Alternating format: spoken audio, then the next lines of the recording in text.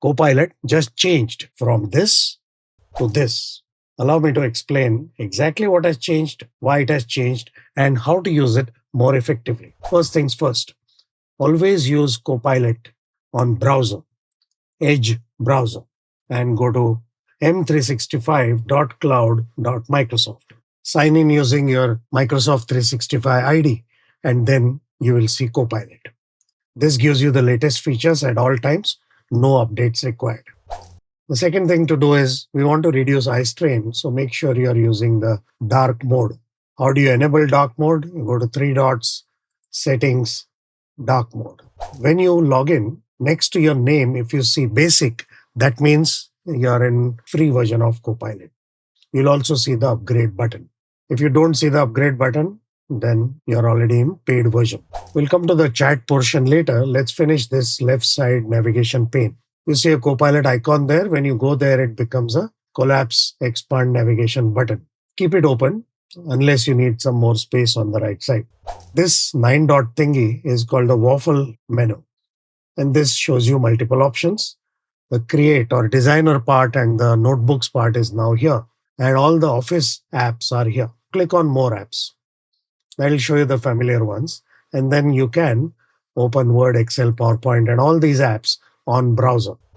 And why do you need them?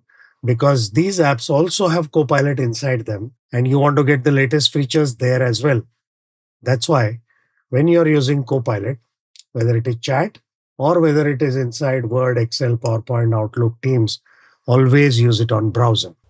Now below the chat, we have search. This is comprehensive, accurate, and most importantly, natural language. For example, when I searched on Copilot training, many of these topics which you are seeing here are not having the word training in them, but it understood that they are related to Copilot training.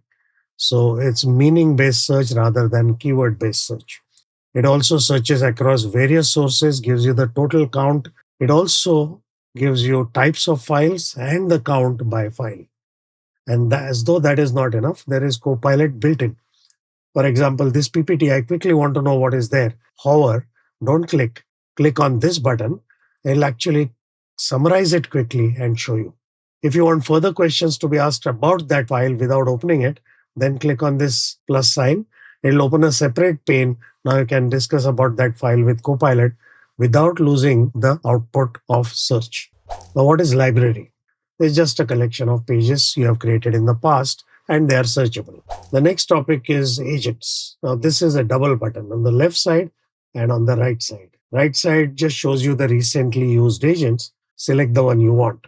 If you use something frequently, a good idea to pin it, in which case it will appear here. The most important agents everyone should be aware of are researcher and analyst. That's why Microsoft has pinned them directly. But you should also pin useful ones here. If you click on the left side part of the agents button, then you get search and a list of all the agents you have access to. This is where you find an agent and install it. Below the pinned agents, you get chat history. This keeps on scrolling, but if you want to search for something, don't just scroll endlessly. Click on this search chats button, and now it's much easier to understand what is happening. On this left side, we have three dots, which has one important thing called settings. And the same settings button is available from here. Top right corner, three dots, chat settings. The only important thing I'm going to cover in this particular dialog is instructions. Settings, personalization, instructions.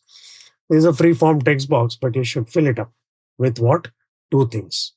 Your detailed introduction, which means all this and more. After that, preferences as to how do you want Copilot to respond, what kind of output you prefer, and so on. All these instructions will be used by Copilot in chat, Word, Excel, PowerPoint, everywhere to give you more appropriate, relevant, and comprehensive answers. Now let's look at the chat part of Copilot. First thing to understand is this Work IQ button. Right now it's on. When I click on it, it's off. When you ask any question to Copilot, it looks at three places to answer it. First thing is your data. Copilot can see all your files on OneDrive, Team, SharePoint, all your emails, all your chats and meetings. When I put a prompt, Copilot looks at your internal data and finds out is there any relevant information, and if yes, it will use it. In addition, it will also ask the AI, means the large language model, whether it is GPT or Claude. And on top of it, if required, it will also do a web search. So the results of all these three are combined and then you see them. When work IQ is on, it's telling Copilot, yes, you can look at my data as well to answer this question. So work IQ off means get only an external view. Work IQ on means get an internal plus external view. Within external view, we have the AI knowledge plus web search. If you want to switch off web search, that toggle is here. Which model to choose? So if you want a quick answer, as of today, use this model. If you want a detailed answer, as of today, use this one. If you want a creative answer, complex or programming related answer, use Claude. This was earlier a box, now it's just a line. And when you put a lot of content there, it expands so that it's easier to edit. This plus sign is just regular add work content. Upload you should avoid as much as possible because it makes a copy. And this is the cloud based file open dialog, which shows you all your OneDrive, SharePoint, Teams files, and you can select up to 20. Then we have add capabilities, which are basically agents, researcher, analyst, Word, PowerPoint, and designer. You could directly go and explicitly choose an agent by using this or typing @ sign. And here also you will get the same agents. Now, whenever you go to any agent, you also have to notice one more thing which appears, which is sources. Here we get more granular control over where Copilot should look. Only externally, internally, even within internal, we have further demarcation. So selecting the correct set of sources is important to get the correct set of answers. Then we have these sort of templates for common actions around files, mails, meetings, people, and so on. Finally, this three dots takes you to what was earlier called prompt gallery. Now it's called prompt lab. It's a very good idea to go through this, go to each category, read each one of them. If you find this useful, shortlist it and then move on to the next one. The shortlisted ones will go here. So that's the prompt lab. Now let's see what happens when you submit a prompt and get the answer. This is the prompt. And here you can do various things, including edit it, copy it, schedule a prompt so that it can run on its own every day, week, month, bookmark it, and share it with others. After the prompt has finished giving its output, at the bottom, you get further options.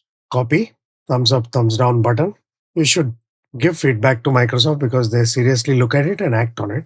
And this three dots is important because there are a lot of useful options.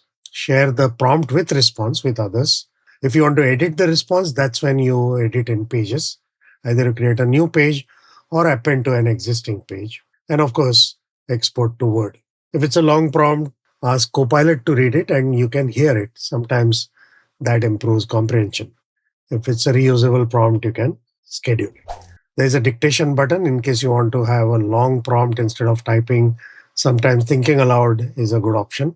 And this is voice chat, where you can ask a question and Copilot will answer it using voice.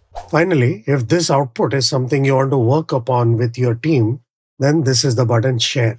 And this is going to create a group chat in Teams. Add this content there. You can specify the names of the people whom you want to include in the chat, and then you can continue the conversation in Teams. By the way, Opus 4.8, which was just released today, I think, or yesterday, is already available inside Microsoft Copilot.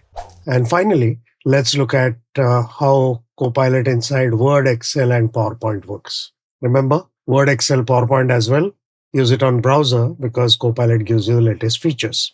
In all these apps, the Copilot button has now moved to the bottom right corner.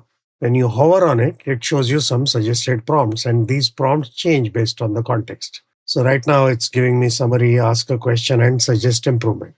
When I select something and then go there, auto rewrite, make it shorter, structure. So depending on the selection and the context, this menu changes.